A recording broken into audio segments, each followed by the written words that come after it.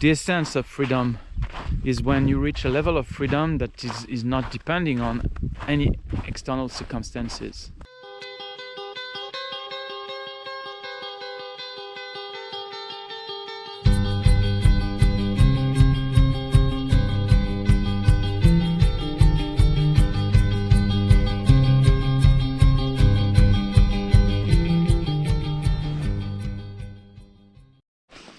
So today I'd like to share some depths in this beautiful landscape in the south of France, and being blessed by God here. And the topic is around dwelling the beauty of needs, which is a specific concept in the field of nonviolent communication. So for my nonviolent communication fellow, this video is for you.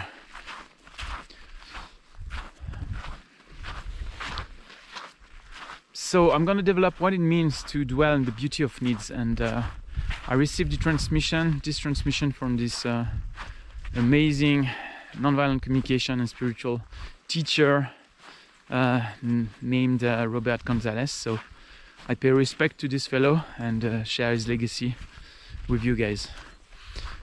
The beauty of needs to me is a key core practice. That is also a key element to dwell in an abundant life. So often when you hear about abundance in the field of personal development, it talks about magnetizing things you want to acquire, material comfort, being more successful, having more money, and so on. And here it's like the salmon going counter current, and what I'm talking about is the essence of abundance that is not relating to a specific strategy met on the outside world. And so dwelling the beauty of needs, it's really caring for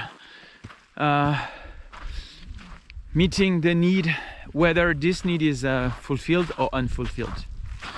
And beauty of this need is not diminished by the fact that it is fulfilled or unfulfilled. And so it's in its essence, it's a spiritual practice, because you need to have the capacity to sit energetically with lack when there is lack, and also with fulfillment if there's fulfillment. I mean, with lack, the tendency is to run away from lack or react from it, which then prevent us to dwell in this beauty of needs. Because what I'm talking about, it's a state of being, and it can happen also with fulfillment. I mean, some people have difficulty to make room for fulfillment, sometimes out of habitual tendencies, but it's non-rare, that some people cannot take in actually the gifts of life.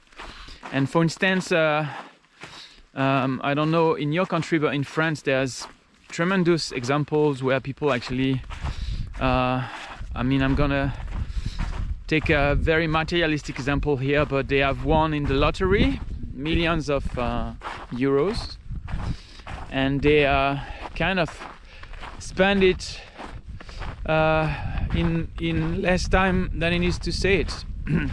So there is some psychological issue here around the capacity to make room for abundance, and here material abundance, and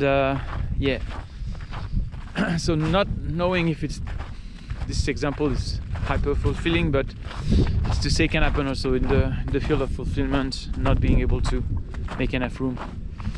And in the field of lack, dwelling in the beauty of needs requires this capacity to be with, to sit with, to step aside, non-reactivity, and this is easier to say it than to live it. Let's be clear. It requires a tremendous amount of practice, and in this perspective, I'm not sure it's hyper realistic to be able to embody this state and to live this relationship with the beauty of needs without a strong silent sitting meditation practice.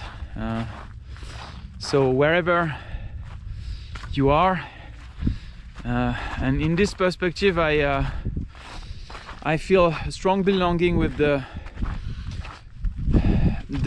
spirit of Chogyam Trungpa Rinpoche, this famous Tibetan master, who went in exile first in India, running away from Tibet, then in England, and from England to the US, being the founder of the Naropa Institute. Now I guess it's called Naropa University, and in the Shambhala lineage, where actually the book The Why of Shambhala is connected to, is stating clearly this basic ground of silent sitting meditation. Like there's no kind of escape around the possibility to deepen a practice of meditation and really walk the path of so-called enlightenment, or thriving and growth of consciousness. So in this matter, I feel like I feel a strong bond with this perspective, and I wouldn't lie, selling something without the implication of having a strong silent sitting practice and having root and discipline in one's life to be able to care for a space of creating room inside.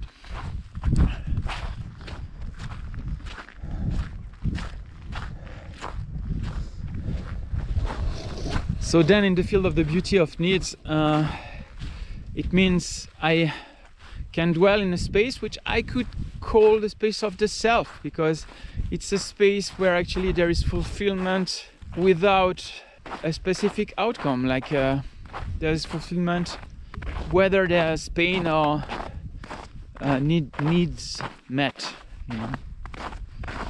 and this gives a tremendous amount of freedom, and I would even say that it's the essence of freedom is when you reach a level of freedom that is not depending on any external circumstances.